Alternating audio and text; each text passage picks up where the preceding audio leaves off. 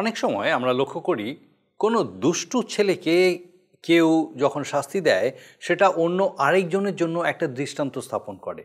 সেই শাস্তি থেকে শিক্ষা পেয়ে যদি অন্যজন নিজেকে সংযত করে, মন্দতা থেকে নিজেকে পৃথক করে, তাহলে সেটা তার পক্ষে মঙ্গলজনক হয়। কিন্তু যদি সেই ব্যক্তি সতর্কতা অগ্রাহ্য করে তাহলে তার জীবনে আরও কঠিন শাস্তি নেমে আসে। এরকম উদাহরণ কি আমরা আমাদের জীবনে দেখি না?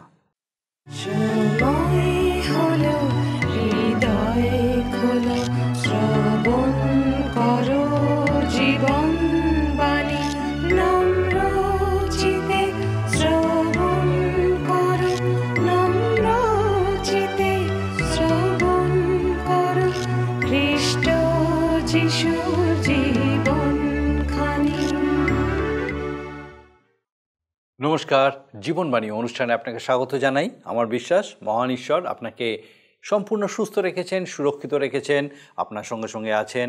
আর আমি খুব খুশি আপনি আজকে আরেকবার আমাদের সঙ্গে এই অনুষ্ঠানে যোগ দিয়েছেন। আপনার কাছে বিশেষ অনুরোধ, আজকের এই অনুষ্ঠান কীরকম লাগলো অবশ্যই আমাদেরকে জানান। আমরা আপনার ফোনের অপেক্ষায় থাকব। আসুন আজকে আমাদের অনুষ্ঠানের শুরুতেই একটা গানের মধ্যে দিয়ে আমরা ঈশ্বরের গৌরব করি।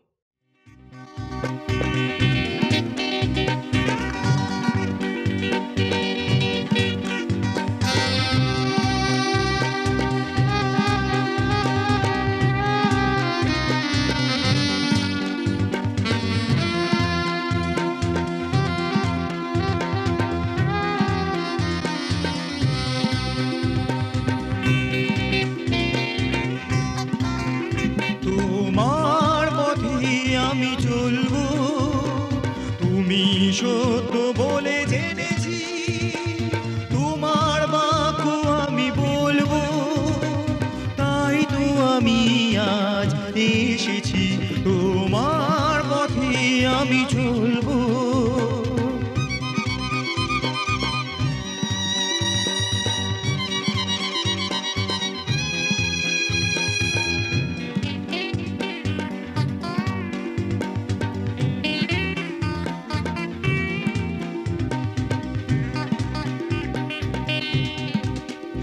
অসহায় পথে তুমি আমার বন্ধু যিশু দিশারি, অসহায় পথে তুমি আমার বন্ধু যিশু দিশারি, তুমি তো পথ সত্য জীবন, তুমি তো পথ সত্য জীবন, মুক্তির পথ মোরা পেয়েছি, তোমার পথে আমি চলবো।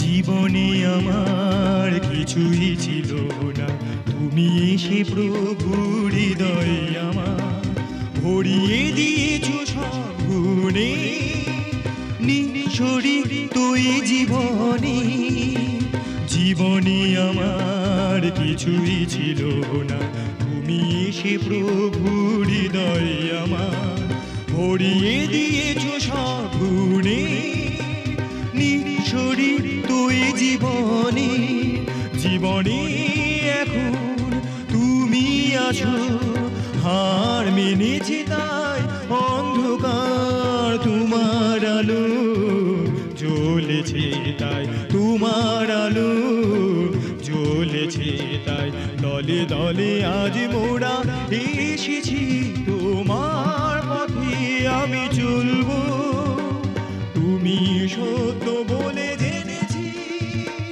তোমার বাক্য আমি বলবো, তাই তো আমি আজ এসেছি। পবিত্র বাইবেল অধ্যয়নে আমরা বর্তমানে বাইবেলের পুরাতন নিয়মের অন্তর্গত যিশায় ভাববাদীর পুস্তকটি নিয়ে ধারাবাহিকভাবে আলোচনা করছি।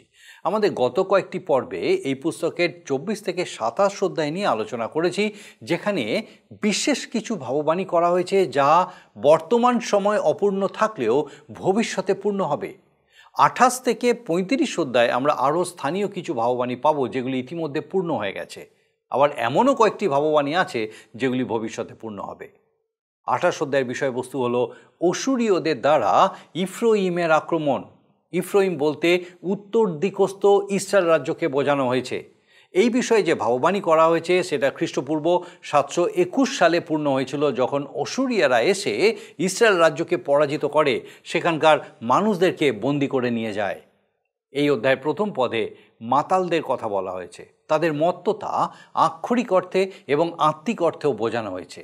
আত্মিক মত্ততা অহংকারে পরিপূর্ণ হয়ে থাকা। দ্বিতীয় পদে অসুরীয়দের বিষয়ে বর্ণনা করা হয়েছে। ইসরায়েল রাজ্যটি একসময় খুব সুন্দর ছিল, কিন্তু ঈশ্বর এই স্থানের বিচার করলেন আর সেটা সম্পূর্ণ ধ্বংস হয়ে গেল। এর মাঝে ভাববাণী সেখান থেকে সুদূর ভবিষ্যতে মহাক্লেশে এবং সহস্র বৎসর ব্যাপী খ্রিস্টের শাসনকালে পৌঁছে যায়। ইফ্রাইমের পতনের কারণ ছিল তাদের অহংকার, কিন্তু ঈশ্বর যখন তাদেরকে তাদের প্রতিজ্ঞাত দেশে ফিরিয়ে নিয়ে আসবেন তখন তারা সেই গৌরবের মুকুটে পরিণত হবে। যিশায় ভাববাদীর সময় ইসরায়েলের লোকেরা নিজেদের মন্দ কাজে জড়িয়ে ফেলেছিল, যা ঈশ্বরের নজর এড়িয়ে যায়নি। ঈশ্বর ইসরায়েল জাতির উপরে তার ব্যবস্থা দিয়েছিলেন, কিন্তু ইসরায়েল জাতি ঈশ্বরের সেই ব্যবস্থা অমান্য করল আর তার ফলে তাদের উপরে বিপর্যয় নেমে এলো। ইসরায়েল রাজ্যের উপরে নেমে আসা ঈশ্বরের বিচার দক্ষিণের জিহুদা রাজ্যের প্রতি একটি সতর্কবার্তা ছিল। 15 পদে মৃত্যুর সাথে যে নিয়ম, পাতালের সাথে যে সন্ধির কথা বলা হয়েছে, সেটা হচ্ছে সেই সন্ধি যা ইসরায়েল খ্রিস্টানির সাথে করবে। ইসরায়েল খ্রিস্টের বিরুদ্ধ যারা তাদের সাথে করবে, শয়তান যাদেরকে নিয়ন্ত্রণ করবে। মানুষের জীবনে যে অসত্য এবং প্রবঞ্চনা মহাক্লেশের সময়ও প্রকট হয়ে থাকবে, তার বিরুদ্ধে ঈশ্বরের কী প্রতিক্রিয়া হবে সেটি একটি ভিত্তিপ্রস্তর হবে। সেই ভিত্তিপ্রস্তর হচ্ছেন খ্রিস্ট, যার উপরে আমরা সবাই নির্ভর করতে পারি। ঈশ্বরের বিচার কখনো খুব দ্রুত গতিতে আসে, কখনো অতি মন্থর গতিতে আসে। জিহুদাবাসীদের জন্য বিচার খুব মন্থর গতিতে আসছে। কোনো কিছু ধীরে ধীরে আসলে সেটা ঠিকমতো দৃষ্টিগোচর হয় না, আর তাই সেটা আরও বিপজ্জনক হয়ে ওঠে। জিহুদার উপরে ঈশ্বরের বিচার প্রায় 100 বছর পরে নেমে এসেছিল। এই অধ্যায়ের শেষে যে বিষয় বলা হয়েছে সেটা অনেকটা শ্যামা ঘাসের দৃষ্টান্তের মতো। এখানে একই জমিতে বিভিন্ন ধরনের বীজ ছড়ানোর কথা বলা হয়েছে। এই বীজের মধ্যে কিছু বীজ নরম, কিছু শক্ত। একজন কৃষককে যত্ন সহকারে 2 ধরনের বীজই রোপণ করতে হয়। ঈশ্বরের বিচারও একই রকম। যে মানুষ কঠিন প্রকৃতির হয় তার উপরে ঈশ্বরের বিচার কঠিন হয়, আবার যে নরম হয় তার উপরে সেটা নরম হয়। আমাদের নিজেদের উপরে নির্ধারণ করে আমাদের বিচার কীরকম হবে। আসুন আমরা এই সমস্ত বিষয় ধারাবাহিকভাবে অধ্যয়ন করি এবং দেখি যে ঈশ্বর বিশেষভাবে আজকে আমাদের সঙ্গে এই বিষয়ের মধ্যে দিয়ে কিভাবে কথা বলতে চান। প্রিয় বন্ধু, জীবনবাণীর আজকের এই অনুষ্ঠানে আমি আপনাদের কাছে বাইবেলের পুরাতন নিয়মের যিশায় ভাববাদী পুস্তকের 28 অধ্যায় থেকে আলোচনা করব। আজকের আলোচনার বিষয়বস্তু যিশায় ভাববাদী পুস্তকের 28 অধ্যায় প্রথম কয়েকটি পদ আমি আপনাদের সামনে পাঠ করে শোনাতে চাই। লেখা আছে উপরেই, অবিশ্বাসের প্রতি ঈশ্বরের অনুযোগ। হায় ইফ্রাইমের মাতালদের দর্পমুকুট! হায় তাহার তেজময় শোভার ম্লানপ্রায় পুষ্প, যাহা দ্রাক্ষারসে পরাভূতদের ফলশালী উপত্যকার মস্তকে রহিয়াছে। দেখো, প্রভুর একজন বলবান ও বীর্যশালী লোক আছে। সে শিলাযুক্ত ধারাসম্পাতের প্রলয়কারী ঝটিকার ন্যায় অতিবেগে ধাবমান, প্রবল ধারাসম্পাতের ন্যায় বলপূর্বক সকলই ভূমিতে নিক্ষেপ করিবে। ইফ্রাইমের মাতালদের দর্পমুকুট পদতলে দলিত হইবে এবং ফলশালী উপত্যকার মস্তকে স্থিত তাহাদের তেজময় শোভার ম্লানপ্রায় যে পুষ্প, তাহা ফল সংগ্রহকালে পূর্ববর্তী এমন আশুপক্ষ ডুমুর ফলের সদৃশ হইবে, যাহা লোকে দেখিবা মাত্র লক্ষ্য করে, করতলে করিবা মাত্র গ্রাস করে। আমরা দেখি যে অসুরীয় কর্তৃক ইফ্রাইম আক্রমণ ও জেরুজালেমের চেতনা। যিশায় ভাববাদী পুস্তকের এই 28 অধ্যায় এসে আমরা কিন্তু সম্পূর্ণ এক নতুন পরিস্থিতির মধ্যে এসে পড়লাম। আমরা দ্রাক্ষাক্ষেত্রের গান শুনছিলাম, সেই অবস্থা থেকে আবার বন্দি জীবনের কথা শুনতে চলেছি। যে অধ্যায়টা আলোচনায় যাচ্ছি, এর মধ্যে অতীত ও ভবিষ্যৎ দুই বিষয়ই পাব আমরা। ইসরায়েলের উত্তরাংশকে বলা হয় ইফ্রাইম। অশূরীয়রা শীঘ্রই ইফ্রাইমকে বন্দী করে নিয়ে যাবে। খ্রিস্টপূর্ব 721 সালে অশূররাজ ইফ্রাইম আক্রমণ করেন। ইফ্রাইম রাজ্য ও ইসরায়েল রাজ্য একই।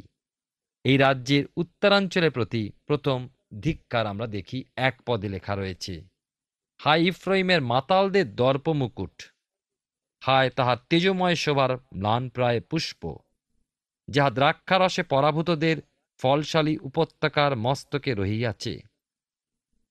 এখানে যে মত্ততার কথা বলা হয়েছে সেটা আক্ষরিকভাবে ও আত্মিকভাবে প্রযোজ্য। আত্মিক মত্ততা বলতে গর্ব ও অহংকার, যা আমাদের অনেকের মধ্যেই রয়েছে, যা আমাদের পতনের কারণ। 2 পদে লেখা আছে, দেখো প্রভুর একজন বলবান ও বীর্যশালী লোক আছে, সে শিলাযুক্ত ধারাসম্পাতের প্রলয়কারী ঝটিকার ন্যায় অতি বেগে ধাবমান, প্রবল ধারাসম্পাতের ন্যায় বলপূর্বক সকলেই ভূমিতে নিক্ষেপ করিবে। আমরা দেখি অশূরীয়দের একজন অতি বলবান ব্যক্তির সাথে তুলনা করা হয়েছে। তাছাড়া প্রবল ঝড় ও প্রবল বন্যার সাথে তুলনা করা হয়েছে। 3 পদে লেখা আছে, ইফ্রাইমের মাতালদের এবং দর্পমুকুট পদতলে দলিত হইবে।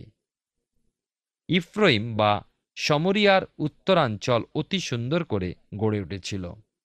বাইবেলের পুরাতন নিয়মে রাজা ওমরি ও আহাব মনের মতো করে সাজিয়েছিলেন, ফুলে ফলে বাগান সাজানো ছবির মতো। পশ্চিমে তাকালে দিগন্তে ভূমধ্য সাগরের নীল রেখা, উত্তরে বরফে ঢাকা হরমোন পর্বতমালা, দক্ষিণ দিগন্তে জেরুজালেমের প্রাচীর দৃষ্টিগোচর হয়। বসবাস করার জন্য আদর্শ এক স্থান। কিন্তু ঈশ্বরের বিচার ব্যবস্থা ওই স্থানের উপরে নেমে এলো। যিশয় ভাববাদীর দর্শন এবার বহুদূরে সুদূর ভবিষ্যতের দিকে ভেসে গেল। 5 পদে লেখা আছে, সেই দিন বাহিনীগণের সদাপ্রভুই আপন প্রজাদের অবশিষ্টাংশের জন্য শোভার মুকুট ও তেজের কিরীট হইবেন। ভাববাদী সেই সহস্র বৎসর রাজত্বকালীন সময় দেখতে পাচ্ছেন। রাজত্ব আসছে, যে বিষয় ইফ্রাইমকে নত করল, যার কারণে ইফ্রাইমের সৌন্দর্য ভুলুণ্ঠিত হল, সেটা হচ্ছে তাদের অহংকার। তারা অহংকারের মুকুট মাথায় পড়েছিল। এরপর ঈশ্বর যখন ইফ্রাইমকে পুনঃপ্রতিষ্ঠিত করবেন, তখন ইফ্রাইম গৌরব মুকুট লাভ করবে। 6 এবং 7 পদে লেখা আছে, আর বিচারার্থে উপবিষ্ট ব্যক্তির বিচারের আত্মা ও যাহারা নগর দ্বারে যুদ্ধ ফিরায় তাহাদের বিক্রমস্বরূপ হইবেন। কিন্তু ইহারাও দ্রাক্ষারসে ভ্রান্ত ও সুরাপানে টলটলায়মান হইয়াছে। যাজক ও ভাওবাদী সুরাপানে ভ্রান্ত হইয়াছে।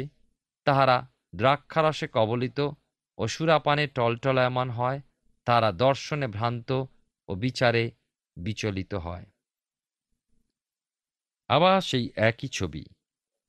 যারা দেশের বিচারক হল, যারা দেশের শাসনভার নিল, দেশ রক্ষার ভার পেল, তারা ক্রমশ মদ্যপান ও আশার বিলাসিতায় ডুবে গেল। যারা বড় বড় ব্যবসা প্রতিষ্ঠান স্থাপন করেন, তারা যদি সকল সময় সুরা বা মদে ডুবে থাকে, তাদের ব্যবসা কি হবে? দিন দিন উন্নতি কি হবে? যারা আর্থিক সাহায্যের দায়িত্ব নিত, তারা তাকে ত্যাগ করবে। ব্যবসার আদান প্রদান ক্ষীণ হবে, আর একদিন সব ডুবে যাবে। তারা বিচারের দায়ে পড়বে। ঈশ্বর উত্তরাঞ্চলের দিকে তাকিয়ে আছেন, দৃষ্টি রেখেছেন তাদের পতন অবশ্যম্ভাবী, সেই বিষয়ে আমরা দেখি। 28 অধ্যায় 13 পদে লেখা আছে, সেই জন্য তাহাদের প্রতি সদাপ্রভুর বাক্য, বিধির উপরে বিধি, বিধির উপরে বিধি, পাঁতির উপরে পাঁতি, পাঁতির উপরে পাঁতি, এখানে একটুকু সেখানে একটুকু হইবে, যেন তাহারা গিয়া পশ্চাতে পড়িয়া ভগ্ন হয় ও ফাঁদে বদ্ধ হইয়া ধরা পড়ে। বহু খ্রিস্ট বিশ্বাসী আছেন যারা তাদের খ্রিস্টীয় জীবনে সুখী নন। সমস্যা জর্জরিত, হতাশা, নিরাশায় তাদের জীবন ভরা। সর্বদাই চিন্তা কি হচ্ছে, কি হবে, আর এই ভাবনাতেই ভেসে চলে যাচ্ছে। সকল সমস্যার সমাধানকারী ঈশ্বরের কাছ থেকে দূরে, বহু দূরে তারা থাকে। কেন এমন অবস্থা? কারণ তারা ঈশ্বরের বাক্য বিষয় অজ্ঞ। ঈশ্বর ইসরায়েলের জন্য ব্যবস্থা দিয়েছিলেন যেন তারা তাঁর প্রজা থাকে, কিন্তু যখনই তারা ঈশ্বরের বাক্য ও ব্যবস্থা ত্যাগ করেছে, বিপর্যয়, মহা বিপর্যয় তাদের উপরে নেমে এসেছে। খ্রিস্টানের জীবনে ঈশ্বরের বাক্য নিত্য নৈমিত্তিক প্রয়োজন। দিন প্রতিদিন ঈশ্বরের বাক্য পাঠ ও ধ্যানের প্রয়োজন। বিভিন্ন মণ্ডলীতে স্বল্পমেয়াদী বাইবেল শিক্ষণ শিবিরের ব্যবস্থা করা হয়। 1 বা 2 সপ্তাহ বাইবেল শিক্ষা সমাপ্ত করে আমরা মনে করি যে ঈশ্বরের বাক্য যা শেখবার শিখেছি আর প্রয়োজন নেই। উৎসাহে, আবেগে জীবনের অনেক সমস্যার কথা বলি এবং কি করে সমস্যার সমাধান হয় জেনে থাকি। ব্যাস, এই পর্যন্ত। এরপর যেখানে ছিলাম সেখানেই থাকি। ঈশ্বর ইসরায়েলকে মান্না দিয়েছিলেন প্রতিদিন সংগ্রহের জন্য। ঈশ্বরের বাক্য প্রতিদিনের জন্য, সকল অবসর সময়ের জন্য। আজ একটু, পরে আবার একটু, এই সেমিনারে একটু, পরের বছর আবার সেমিনারে, রবিবার গির্জায়, আবার যেদিন গির্জে যাব সেই দিন। এইভাবে ঈশ্বরের বাক্যের মধ্যে থাকা যায় না। ওইভাবে ঈশ্বরের সহভাগিতার মধ্যে থাকা যায় না। ভাবাদি যিশাইও বলেছেন, পংক্তির উপরে পংক্তি, ধর্মীয় শাসনের উপরে শাসন খ্রিস্টীয় জীবনে বৃদ্ধির একমাত্র উপায়।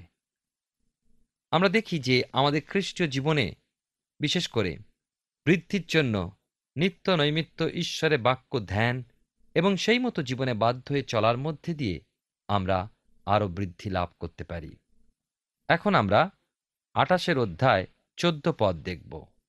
লেখা আছে, অতএব হে নিন্দাপ্রিয় লোকেরা, জেরুসালেমস্থ এই জাতির শাসনকর্তৃগণ, সদাপ্রভুর বাক্য শোনো। ইসরায়েলের উত্তরাংশের উপরে বিচার এসে পড়ল। উত্তরবাসীরা দক্ষিণে জিহুদাকে চেতনা দিক এবং জেরুসালেম আমাদের চেতনা দিক। ঈশ্বরের বাক্য সমস্ত পৃথিবীর মানুষকে চেতনা দিক। ভাববাণী পুস্তক যেন আগামী দিনের সংবাদপত্র। 28 অধ্যায় 15 পদ আমরা দেখি, লেখা আছে, তোমরা বলিয়াছ, আমরা মৃত্যুর সহিত নিয়ম করিয়াছি, পাতালের সহিত সন্ধি স্থির করিয়াছি। জলপ্রলয় রূপ কষা যখন উপনীত হইবে, তখন আমাদের কাছে আসিবে না, কেননা আমরা অলিকতাকে আপনাদের আশ্রয় করিয়াছি ও মিথ্যা ছলের আড়ালে লুকাইয়াছি। এখানে যে সন্ধির কথা বলা হয়েছে, মৃত্যুর সাথে ও পাতালের সাথে, বিষয়টা কি? দানিয়েল তার 9 অধ্যায় 27 পদে লেখা আছে, 1 সপ্তাহ পর্যন্ত তিনি অনেকের সহিত দৃঢ় নিয়ম করিলেন। সেই সপ্তাহের অর্ধকালে তিনি যজ্ঞ ও নৈবেদ্য নিবৃত্ত করিবেন। পরে ঘৃণাহ বস্তু সকলের পক্ষের উপরে ধ্বংসক আসিবে এবং উচ্ছিন্নতা, নিরূপিত উচ্ছিন্নতা পর্যন্ত ধ্বংসকের উপরে ক্রোধ বর্ষিত হইবে। দানিয়েল বলছেন যে শয়তানের শাসনের কথা। 28 অধ্যায় 16 পদে লেখা আছে, এই কারণ প্রভু সদাপ্রভু এই কথা কহেন, দেখো, আমি সিওনে ভিত্তিমূলের নিমিত্ত এক প্রস্তর স্থাপন করলাম, তাহা পরীক্ষা সিদ্ধ প্রস্তর, বহুমূল্য কোণের প্রস্তর, অতি দৃঢ়রূপে বসানো। যে ব্যক্তি বিশ্বাস করিবে সে চঞ্চল হইবে না। যে মিথ্যার প্রভাব মানুষের জীবনে বয়ে চলেছে এবং দিনে দিনে বৃদ্ধি পাচ্ছে ও সেই মহাক্লেশের দিকে এগিয়ে চলেছে, এর কি হবে? ঈশ্বর এর উত্তর দিয়ে রেখেছেন। ভিত্তিমূল এক প্রস্তর, এ হচ্ছে কোষ্ঠী পাথর, কোণের বহুমূল্য পাথর, সুদৃঢ় ভিত্তিমূল। যে কেউ এই বিশ্বাসে বা এই ভিত্তিমূলে বিশ্বাস রাখে, সে বিচলিত হবে না। বাইবেলের নতুন নিয়মে 1 পিতর তার 2:6-8 পদে লেখা আছে, কেননা শাস্ত্রে এই কথা পাওয়া যায়, দেখো আমি সিয়নে কোণের এক মনোনীত মহামূল্য প্রস্তর স্থাপন করি, তাহার উপর যে বিশ্বাস করে সে লজ্জিত হইবে না। অতএব তোমরা যাহারা বিশ্বাস করিতেছ, ওই মহামূল্যতা তোমাদেরই জন্য, কিন্তু যাহারা বিশ্বাস করে না তাহাদের জন্য যে প্রস্তর গাঁথকেরা অগ্রাহ্য করিয়াছে, তাহাই কোণের প্রধান প্রস্তর হইয়া উঠিল। আবার তাহা হইয়া উঠিল ব্যাঘাতজনক প্রস্তর ও বিঘ্নজনক পাষাণ। বাক্যের অবাধ্য হওয়াতে তাহারা ব্যাঘাত পায় এবং তাহার জন্য নিযুক্ত হইয়াছিল। পিতর স্পষ্টভাবে বলেছেন যে ওই প্রস্তরই হলেন খ্রিস্ট যীশু। আমরা 17 পদে দেখি লেখা আছে, আর আমি ন্যায় বিচারকে মানরজ্জু ও ধার্মিকতাকে ওলনসূত্র করিব, শিলাবৃষ্টি ও অলিকতারূপ আশ্রয় ফেলিয়া দিবে এবং বন্যা ওই লুকাইবা স্থান ভাসাইয়া লইয়া যাইবে। এই লোকেদের জন্য বিচার এগিয়ে আসছে, কিন্তু ধীরে ধীরে। বিচার কখনো হঠাৎ এসে পড়ে, আবার কখনো কখনো আসে মন্থর গতিতে। বিচার যখন ক্রমশ আসে বা ধীরে ধীরে আসে, তখন কিন্তু তা ভয়ঙ্কর হয়ে পড়ে।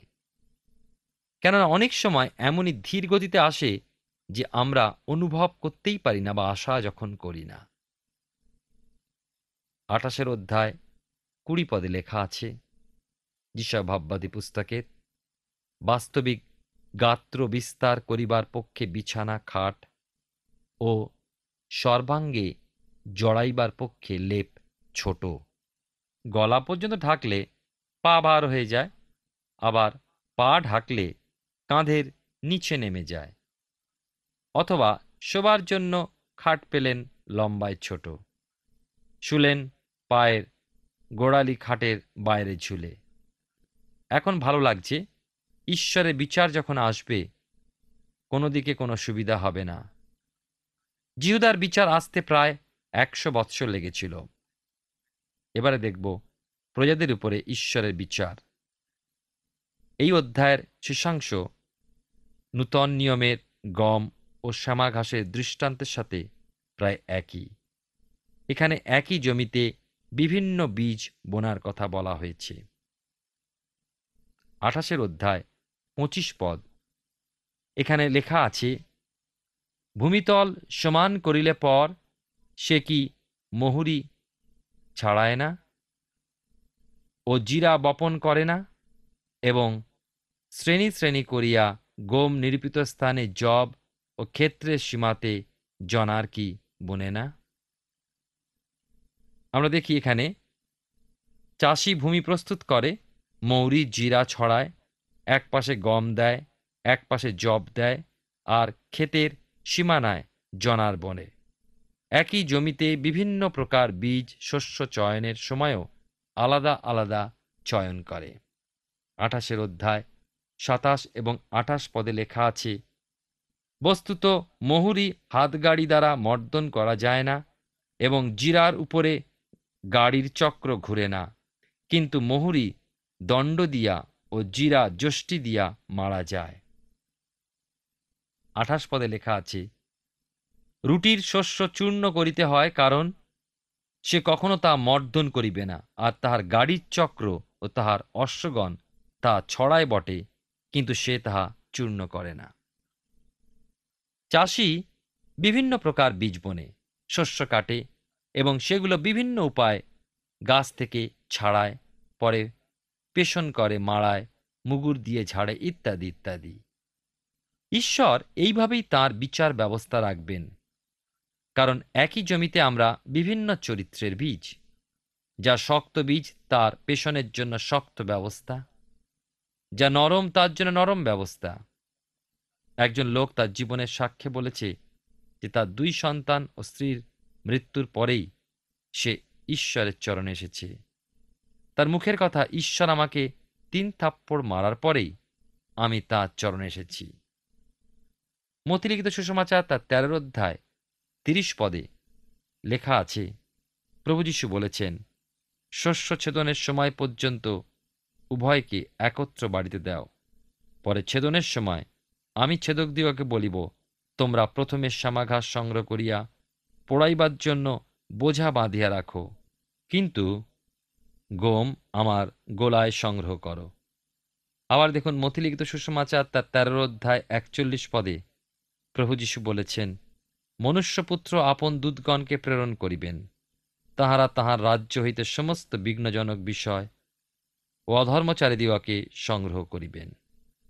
প্রিয় শ্রোতা বন্ধু, প্রিয় ভাই ও বোন, ঈশ্বরের ধন্যবাদ করি যে তিনি তার জীবন্ত সত্য বাক্যের মধ্যে দিয়ে আমাদের সামনে অনুযোগ করে চলেছেন, প্রকাশ করেছেন তার পরিকল্পনা।